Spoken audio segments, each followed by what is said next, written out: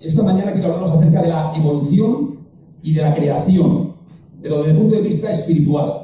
Evolución y creación. Vamos a ver qué quiere decir la definición de evolución. Despacito. Dice: la evolución es la teoría que representa el devenir del mundo como una transición de lo indeterminado hasta lo determinado. O sea, no hay nada, o lo poco que hay, hablan de gases, ¿no? Los científicos evolucionistas, no está determinado, prácticamente no existe, y entonces va evolucionando hacia algo determinado. O sea, de algo aparentemente abstracto a algo que acaba siendo concreto. Y además es un proceso, dice, que es inherente. O sea, que avanza el proceso por sí mismo. Esa es un poco la definición de lo que es la evolución. No hay nada, aparentemente, o lo poco que hay, no es nada concreto, nada claro, va avanzando, va evolucionando, y al final acaba siendo algo determinado, de lo que no era determinado, de lo abstracto a lo concreto. Y además lo hace él solo. Ya sabéis que la gente habla de la naturaleza, ¿no? Como si fuera Dios, ¿no? La naturaleza es lo que Dios ha creado. No es que la naturaleza es un ser personal en sí misma, ni habla, ni tiene capacidad de creación, ni decide cuándo una cosa acaba o no acaba. La naturaleza la ha creado Dios. La evolución es una transición de lo inferior a lo superior. Claro, de lo que es inferior, claro, va evolucionando haciéndose superior. De lo peor a lo mejor. Eso es lo que dicen ellos. Y además, ¿cómo se reconoce entonces? A nivel espiritual se reconoce por los sentimientos. ¿Sí? ¿Cómo te encuentras? Me encuentro mejor. ¿Te encuentras bien? Me encuentro bien. El problema es que, claro, me encuentro bien hoy y te llamo el lunes, ¿cómo te encuentras? Y digo, fatal. Me encuentro fatal, como dice Santiago, me encuentro fatal. Entonces, claro, es tan pequeño el matiz de estar bien a estar mal, que, claro, no es muy fiable. Ya conocemos por la palabra inspirada que dice que jamás nos hemos de regir por los sentimientos, justamente porque son cambiantes, porque son traicioneros y porque están fundamentados en las emociones. Y un cristiano jamás ha de vivir por las emociones, porque, repito, pueden estar muy bien, te dan en un segundo una noticia negativa y ya no estás bien. Entonces, no podemos depender de cómo me siento o cómo me encuentro, que es lo que, digamos, a nivel emocional estoy, porque no tiene un largo recorrido. En cualquier medida, si medimos nuestros aparentes progresos, entre comillas, por los sentimientos, estaremos teniendo una experiencia dentro de la vida espiritual, pero evolucionista. Porque voy evolucionando según cómo me siento. Y lo que me siento es una parte del carácter, pero no es la fundamental por la cual tenemos que regirnos los cristianos. Además, la propia evolución tampoco ha sido una línea continua y ascendente. Ya sabéis que la evolución habla de un progreso continuo, pero ascendente, en ocasiones descendente, con altibajos. Luego, además, añaden años y años y años y miles de años, claro, para justificar los cambios, ¿no? Decía un amigo, bueno, voy a dejar aquí el Ford Fiesta, a ver si dentro de 1000 años me parece que un Ferrari. Claro, porque si los miles y miles y miles de años son los que hacen los cambios, ¿no?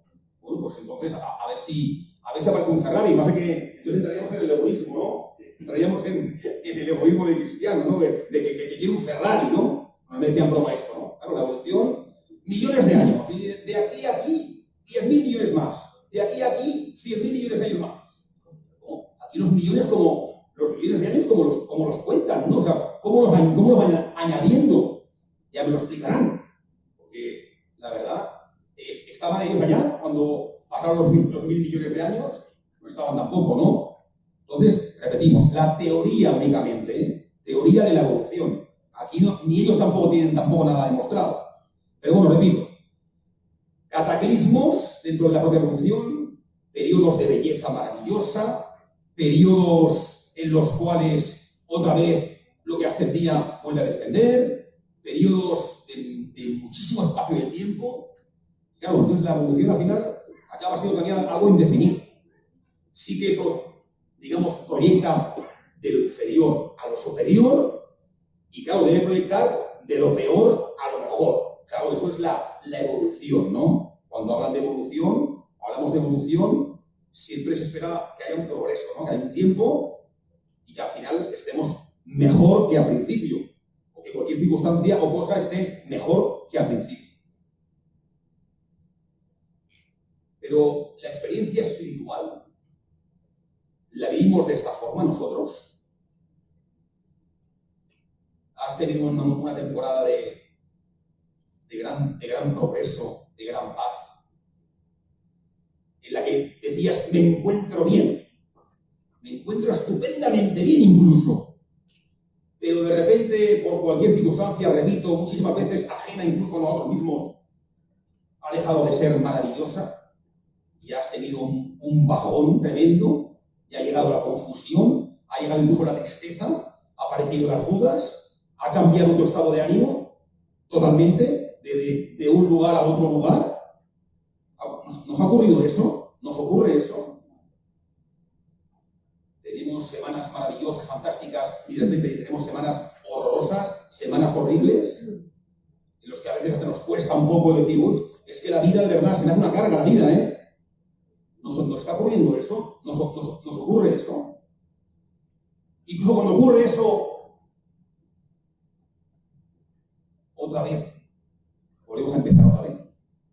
Y otra vez de lo malo, a ver si voy a lo mejor, a ver si la cosa cambia, a ver si me encuentro mejor, a ver si no sé qué. Pero claro, tiene un problema eso. Y siempre está de que ese progreso parte del yo, parte de uno mismo. Es un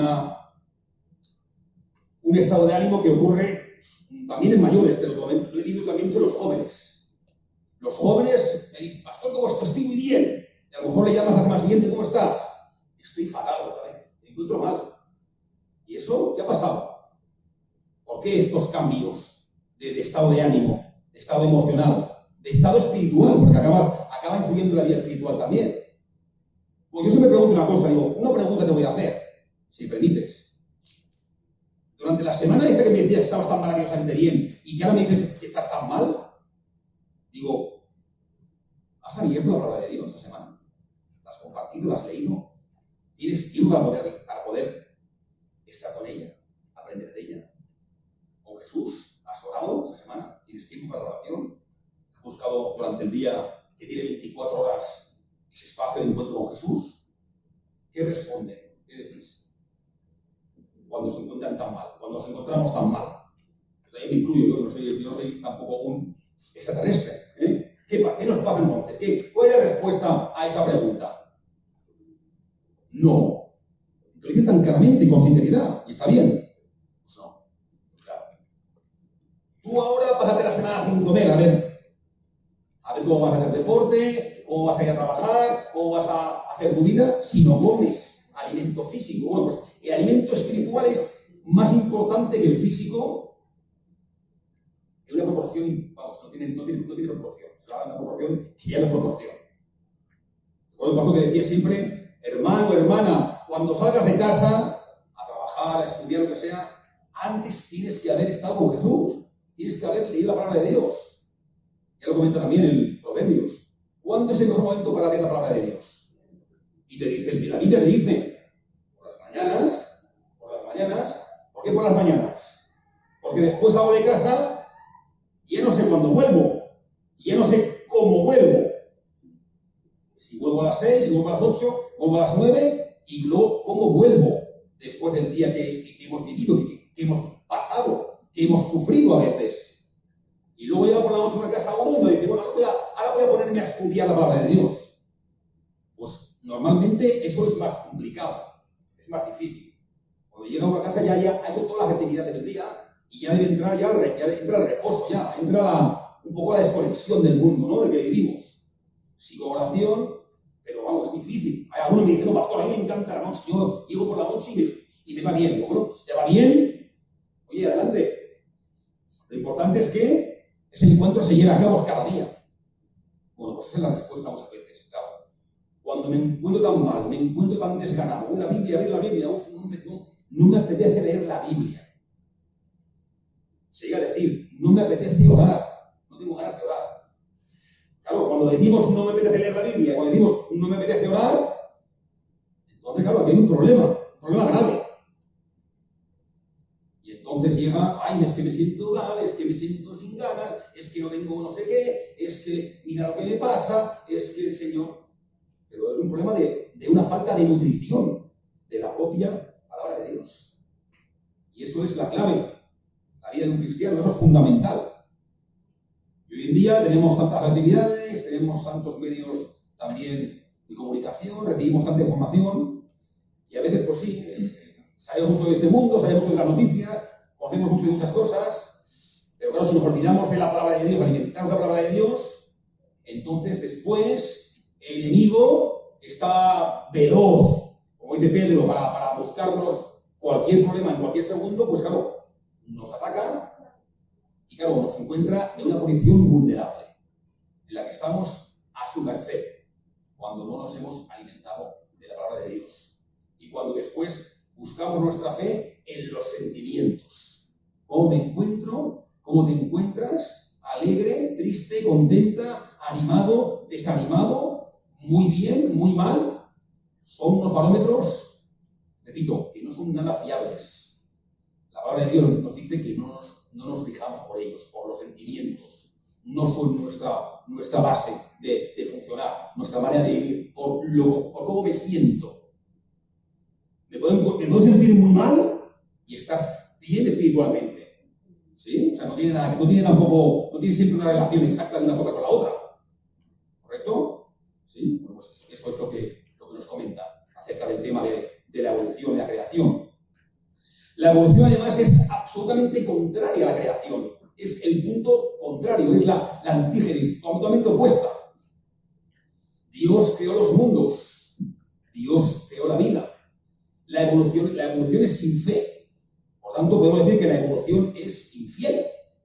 Porque la fe es precisamente lo que uno recibe del Señor para después creer y para después vivir en paz y vivir en obediencia. Incluso además, por si ya no unos quieren evolución y otros quieren creación, se han inventado una tercera opción. Es como la de los baños en Estados Unidos, que aquí también llegará pronto, porque tenemos un gobierno que va sacando leyes. Hay un baño para hombres y un baño para mujeres. Y luego hay un baño indefinido. Puede entrar allí, pues, la persona que a lo mejor todavía no ha descubierto su sexualidad o su género, o la persona que ahora mismo está dudando de lo que realmente es. Bueno, pues ya, eso ya existe, ¿eh? Ya tenemos tres WCs. ¿Eh? Ya se está usando aquí. Ya se está usando. ¿Aquí también? En PIC, sí, se está usando. En PIC. Pues yo voy a PIC a ver qué pasa con PIC, ¿eh? Voy a tener que tener con cuidado a ver en qué baño entro, la puerta entro, ¿no? Bueno, pues decía eso. Decía en cuanto a lo que es llamado como la evolución teísta, es eso, dicho por el Papa de Roma además, para quedar bien con la ciencia y quedar bien con la palabra de Dios, que aquí habla de creación, que es lo siguiente. Dios existe, por supuesto, claro, no voy a decir que no una persona que dice que es creyente, un cristiano. Dios existe, Dios crea la vida, y entonces la vida evoluciona por sí misma. Eso es lo que se llama la evolución teísta. No se niega de Dios, pero Dios es un Dios un poco, diría, parecido a los dioses griegos, ¿no? Que crea y después pasa un poco de todo. Le da igual, ¿no? Están enfrascados en sus historias, sus amores, sus peleas, sus guerras, ¿no? Bueno, pues eso es la evolución teísta. Dios crea, Dios aparta y la evolución va haciendo por sí misma. Que también es parte de la evolución, repito, que tiene capacidad intrínseca ella misma de poder seguir, digamos, evolucionando. Esa es la palabra. En Hebreos 11.3 encontramos el primer texto que habla de la creación.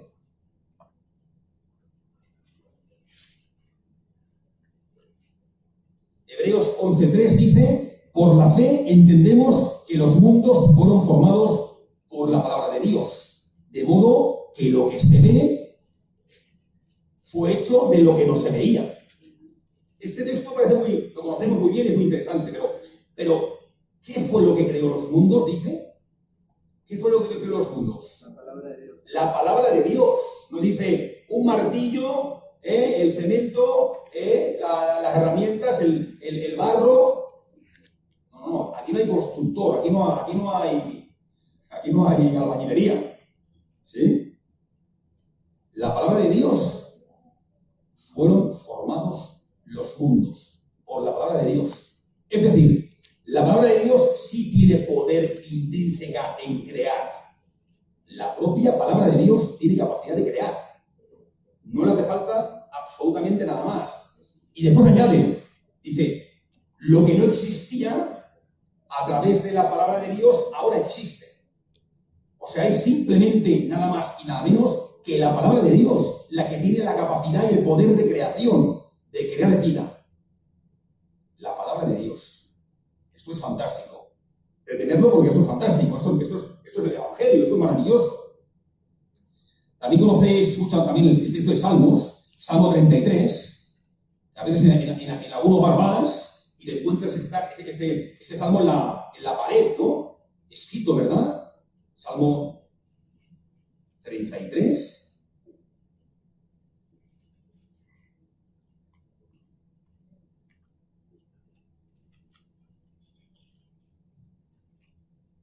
Versículos, por ejemplo, el 6 y el 9, podemos leer. Dice, por la palabra del Señor fueron hechos los cielos y todo su ejército por el aliento de su boca. Dice el 9, porque Él dijo y fue hecho. Él mandó y surgió. Y acaba allí. Ya no daba ninguna explicación más. Es que no hace falta ninguna explicación más. Bueno, ¿y cómo pasó? ¿Y qué fue? ¿Y cuánto tiempo ocurrió? ¿1 minuto, 10 minutos, 1 hora, 10 días? No. Leemos, la palabra del Señor fueron hechos los cielos y todo lo que contienen. ¿Por qué? Porque Él dijo, Él habló con su palabra. Su palabra es la que crea, dice, los mundos. Su palabra es la que crea la vida. Su palabra tiene capacidad creadora de crear, de decir y existir. Dice, Él mandó y surgió. Dice, Él dijo y fue hecho. Repito, nada más y nada menos. Aquí no hay ni procesos, ni altibajos, ni millones de años, ni cómo me siento, ni cómo me dejo de sentir. Aquí dice, el Señor con su palabra en mayúsculas habló, dijo y fue hecho. Se acabó la explicación bíblica. No hay más. No hace falta más. Entendemos lo que significa la palabra creacionismo. Creación es crear, según la Biblia, al instante. No pasó ni un segundo desde que Dios habló y el mundo dice que fue hecho. No pasó ni un segundo desde que dijo Dios, sea la luz, y la luz apareció. Aquí dice, surgió. Ni un segundo pasó. Aquí no hay procesos de años, de historias, de inventos. Como decís en Sudamérica, ¿no? En América decís, ¿qué inventas? ¿Qué inventas? Aquí ¿qué inventas? De procesos de miles de años. Aquí no. Aquí dice Dios habló y apareció la luz. La luz surgió de su propia palabra creadora, al instante. Y ya está. Eso es creacionismo. Eso es la creación. La evolución necesita un largo proceso para llevar a cabo. La creación aparece, dice, únicamente mediante la palabra de Dios. Y además, al instante. Por eso, el evolucionista dice que desprecia la palabra de Dios. Porque no lo entiende. Su cabeza en la razón tiene que explicar las cosas con mente humana y no alcanza. No, y no tiene fe, por supuesto, y entonces la palabra de Dios, bueno, ¿esto quién lo ha escrito? ¿Esto quién lo ha hecho? ¿Y por qué? ¿Y quién tradujo? ¿Y qué idioma está? ¿Y por qué? Y bueno, empiezan a poner 250 millones de dudas porque no creen en la palabra de Dios. Porque no creen en que la palabra de Dios tiene poder en sí misma. Y además quieren explicarlo ellos desde un ser finito, chiquitito, como una hormiguita que somos.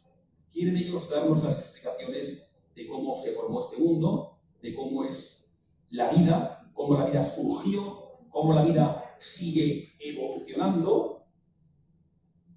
Y luego la pregunta también que siempre me hubiera gustado plantearle cuando me encontraba con alguien, con algún maestro, algún profesor evolucionista. Había uno que se llamaba Walter Baker, ahora es adventista, entonces ya no hace falta, puedes ver algún vídeo de él también. Porque claro, entonces claro, si Dios dice existe y se creó, pues claro, ¿dónde están los periodos, los altibajos, los cataclismos, la necesidad de millones de años para alcanzar el objetivo? Y después, ¿quién decide? Aquí. Hasta aquí se acabó. ¿Quién decide? Te dicen, la naturaleza. La naturaleza es sabia, dicen ellos. La naturaleza es sabia. Es que no me estás diciendo nada. ¿Qué me estás diciendo?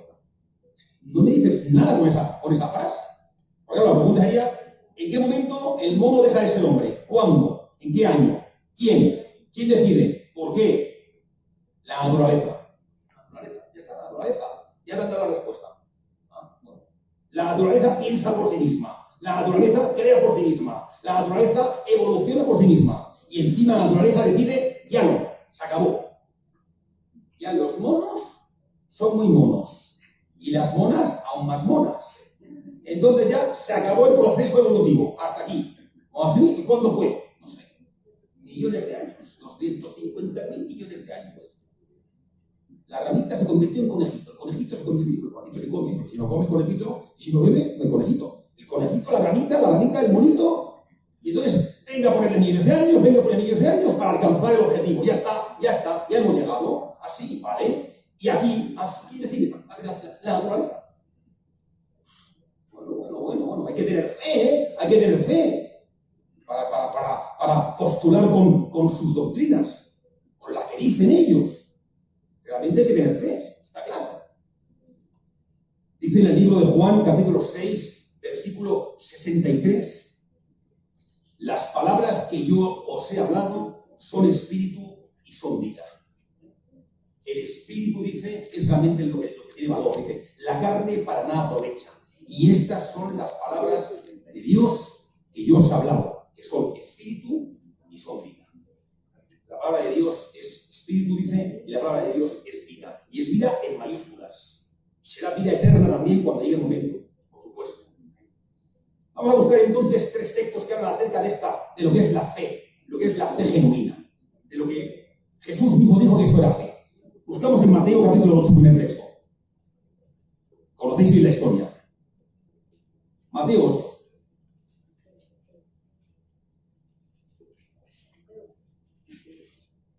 Versículo 5 en adelante.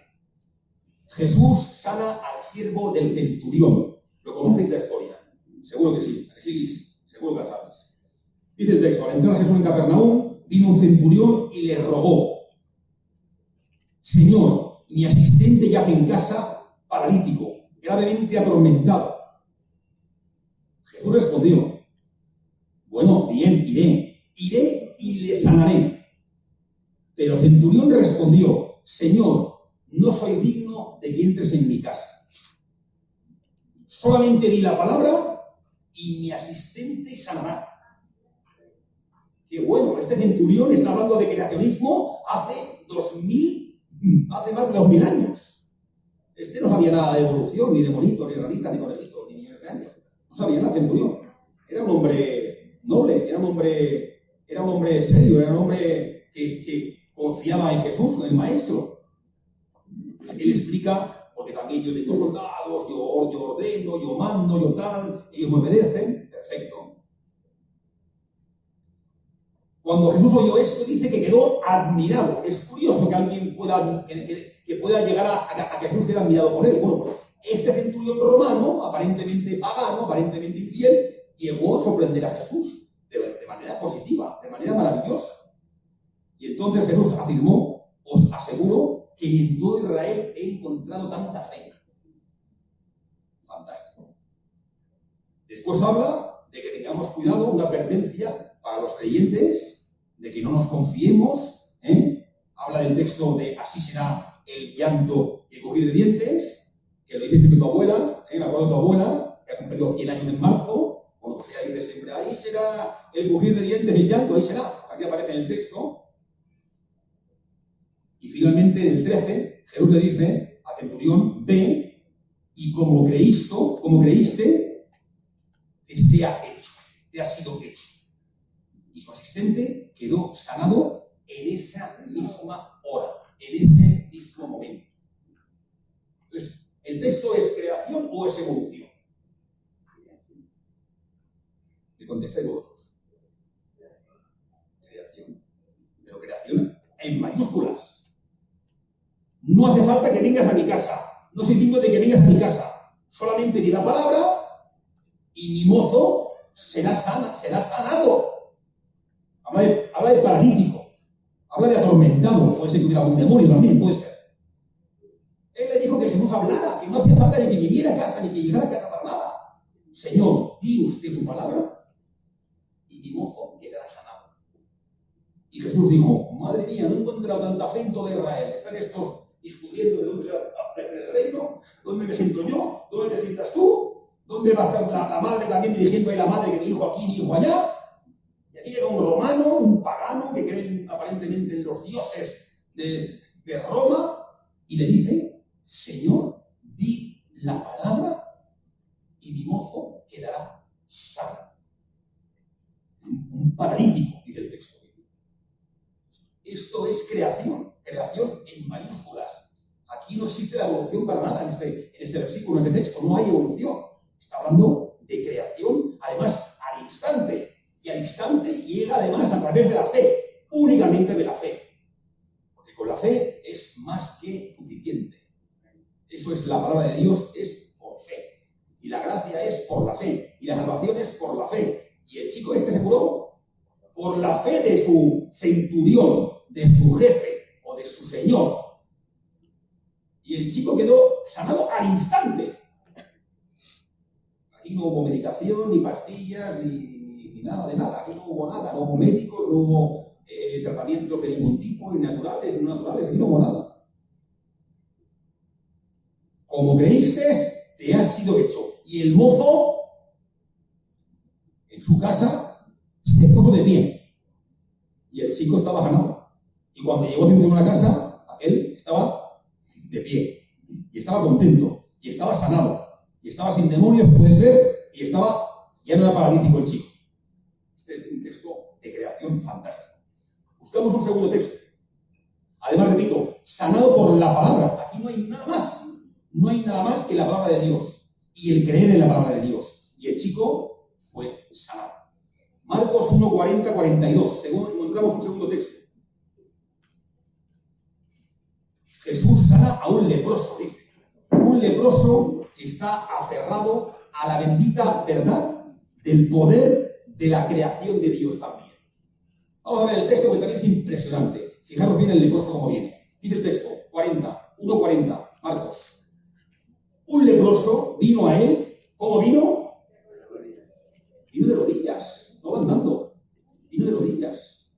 ¿Qué significa venir de rodillas a Jesús? Bueno, significa muchas cosas, ¿no? Pero en este contexto, ¿qué significa? ¿Qué le estaba diciendo con el gesto ese de venir de rodillas? ¿Qué le estaba diciendo a Jesús? ¿Qué le estaba diciendo? ¿A qué lo que quieras, pero qué más? ¿Qué más? ¿Hacia dónde acudía él? ¿Quién era Jesús? Para el leproso que va de rodillas. Dios. Muy bien, muy bien. ¿Recordáis? Maestro bueno. Y le dijo Jesús, ¿por qué me llamas bueno? Porque bueno es solo Dios. Vino de rodillas porque estaba reconociendo como Dios a Jesús. Y además le dice, si quieres puedes limpiarme. Si quieres puedes limpiarme. Aquí en la Biblia son frases cortas, pero con un contenido vamos, maravilloso. No hace falta grandes párrafos, grandes sermones. Jesús se compadeció de él, extendió su mano, lo tocó y le dijo: así quiero, queda limpio. Y así, cuando hubo hablado, la lepra desapareció y el enfermo quedó limpio. Esto es creación o evolución. Aquí añade un ligero toque. Lo tocó ligeramente, lo tocó. Pero dice, cuando Jesús habló, dice el texto, cuando Jesús le dijo: quiero, sí quiero, queda limpio. Al pronunciar la frase queda limpio, al acabar la frase queda limpio, la lepra había desaparecido del pobre leproso. Y aquí no hay más que entender, no hay más que hablar. Jesús sana al leproso con su palabra, a través del poder de la palabra. La misma palabra que dice: sea luz, y la luz surgió. La misma palabra que dijo: levántate de los muertos, y los muertos se levantaron de los muertos. La misma palabra que crea vida es la palabra que Jesús le dijo a este pobre enfermo, que dejó de ser enfermo, y después pues ya fue un hombre sano físicamente. Imagino que después de la experiencia, también lo sería espiritualmente. Y un tercer texto lo encontramos en Lucas 7:48.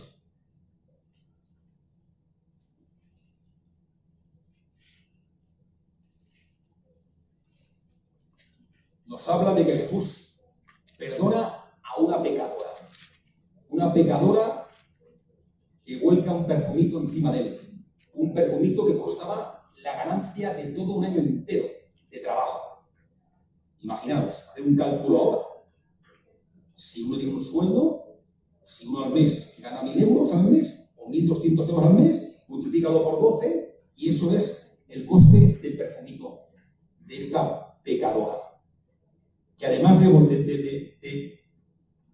rociarlo con el perfumito, después con su cabello, dice que también le seca los pies a Jesús. Esta pecadora. Sabemos la historia de quién era María Magdalena, por supuesto. Le dice a Jesús: tus pecados quedan perdonados, le dijo a María Magdalena. ¿Cuánto tiempo tardó en cumplirse esa frase? ¿Cuándo los pecados fueron perdonados? ¿Una semana? ¿Un mes? ¿Un año?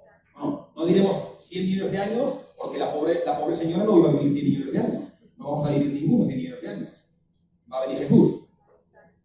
Pero el tiempo que transcurre desde que le dice: tus pecados te son perdonados, al momento en el que los pecados de esa señora, de esa mujer, quedan perdonados, ¿cuánto tiempo transcurre? Nada. Al instante mismo, los pecados fueron perdonados. Esto es creación o evolución, repito. Esto es creación. Esta es la palabra de Dios, que tiene poder en sí misma, repito, ¿sabes? Para ti, para mí. Tiene poder para crear vida, para crear luz, para crear mundos, para sanar enfermos, para sanar leprosos, para levantar a los muertos si hace falta. Esa es la misma palabra de Dios que perdona pecados, que sana paralíticos, que sana leprosos, que era la enfermedad más terrible que había en la época. Eran unos apestados, no los quería nadie, no podían tener contacto con nadie, quedaban apartados de la propia familia. Eran repudiados completamente, se les caía la piel a trozos, literalmente, y era la peste de la época de Jesús. La palabra de Dios tiene poder en sí misma y tiene poder al instante para cumplirse en tu vida y en la mía también. No podemos estar: esta semana me encuentro mal, esta semana me encuentro bien, esta semana me encuentro mal, estoy triste, ¿cómo me siento? Voy a ver cómo me siento, ¿Cómo me siento? Fatal. Me siento fatal. Mando la orden al cerebro. Me siento fatal. El cerebro recibe fatal. Fatal. Para abajo otra vez. No podemos vivir por los sentimientos, son traicioneros, son cambiantes. Un día estás bien, otro día te sientes mal. Hemos de vivir por principios. Y muchas veces cuando caminamos por principios, no da tiempo que el enemigo nos rodee, nos camufle y nos haga precisamente sentirnos mal, sentirnos apartados de Dios. Pero eso somos nosotros mismos los que nos apartamos de Él. Y por eso nos encontramos después sin ganas, y después tristes, y después apagados, y después no sé qué, no sé cuántos. Pero en la palabra de Dios hay poder. No podemos renunciar a recibir el poder que está en la palabra de Dios cada día. Por eso, en la experiencia de muchos, nos encontramos con semanas maravillosas y con semanas fatales. Porque no hay regularidad, no tenemos constancia, no tenemos el hábito ese. Y luego el tiempo es muy enemigo y el enemigo es muy hábil. Y cuando no sale una cosa, sale otra. Y luego no sé qué, y luego la otra. Y luego también cuál es tu prioridad y la mía. Es el alimento fundamental en la palabra de Dios y la oración. A partir de allí, no habrá altibajos, no habrá sentimientos de tristeza, de falta de autoestima, porque Cristo ha muerto por ti. No puedes tener falta de autoestima. No somos mejores que nadie, pero Dios ha muerto por ti en Jesús. Y te ama como si fueras la única persona de este mundo. Te ama Jesús así, de esa forma. No podemos estar tristes, no podemos estar en la carrera de altibajos, bien y mal, y ahora regular, porque ahora me han dicho esto, y ahora me pasa lo otro, y ahora no sé qué, y estar fluctuando por la vida, con altos y bajos, ¿hasta cuándo? Cuando venga Jesús, ¿cómo vamos a estar?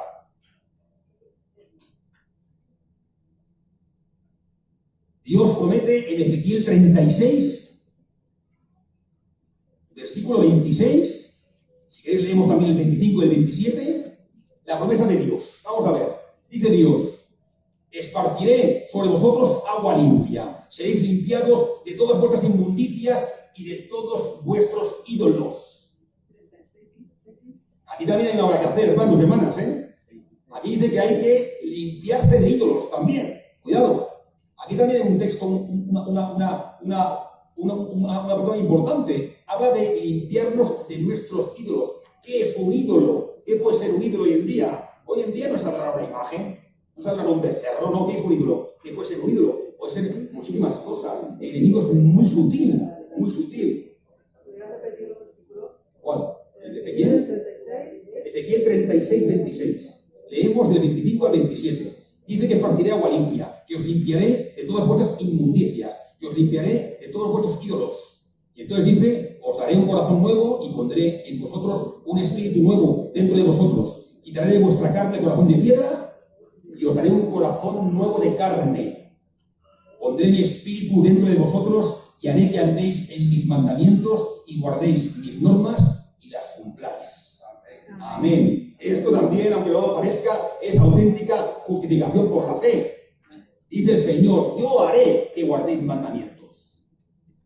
No dice, bueno, vamos a esperar aquí 50 años, 100 años, millones de años. No, yo voy a limpiaros con agua, te voy a dar un corazón nuevo y tú vas a guardar mis mandamientos porque yo voy a estar a tu lado, contigo. Entonces, ¿dónde están los altibajos?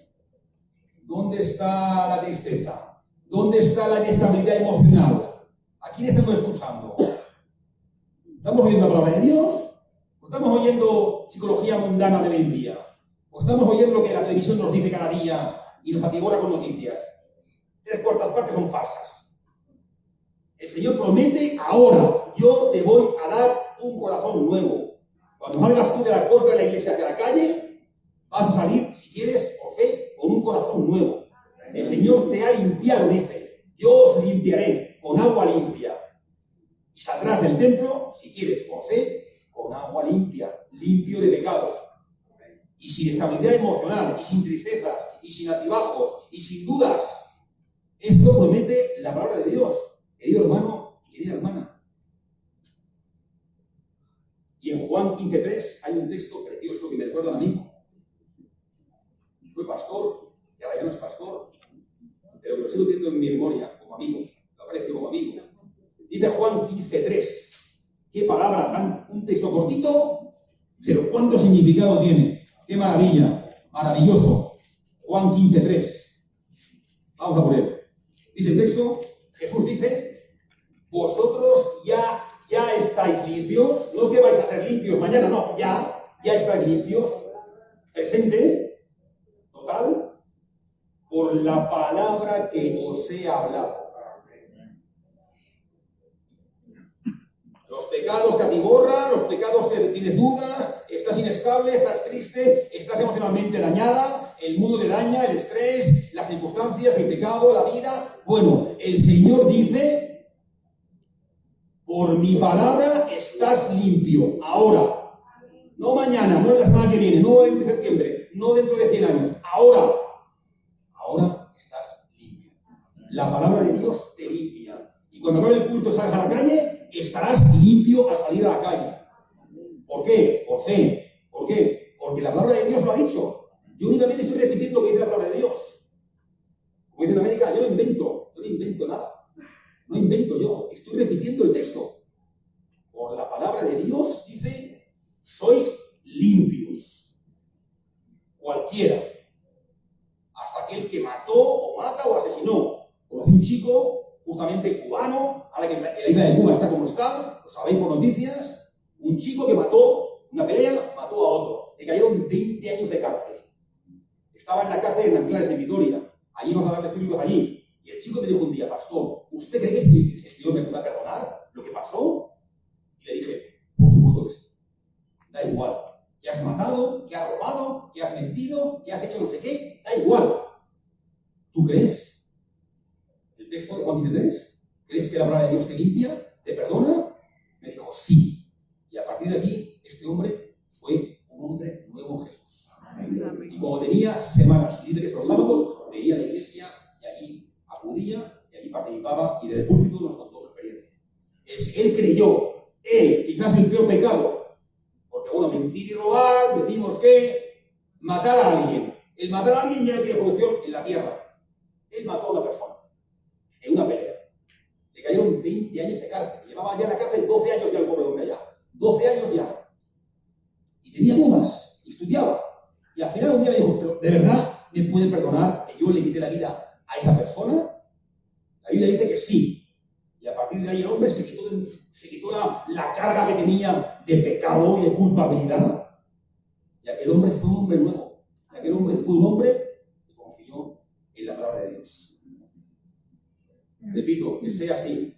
Que la palabra de Dios pueda cumplirse en cada uno de nosotros. Y repito, es la misma palabra que levantó muertos, creó la luz, creó los mundos, sanó paralíticos, sanó leprosos, y es la misma palabra que hoy a ti y a mí nos limpia de todo pecado. Y es la misma palabra que si nos alimentamos de ella, nos evitará la inestabilidad emocional, los altos y bajos y el tener una experiencia evolucionista en nuestra vida espiritual. Así pues, que el Señor bendiga de todo corazón. El Señor acompañe de todo corazón. Y que por favor, que creamos la palabra de Dios que leemos. Que a veces la leemos y parece que no nos la creemos. La palabra de Dios dice eso. Así sois limpios por la palabra que yo os he dicho. Os limpiaré con agua limpia, os quitaré vuestras iniquidades, os daré mi espíritu y os pondré un corazón nuevo para que caminéis guardando mis mandamientos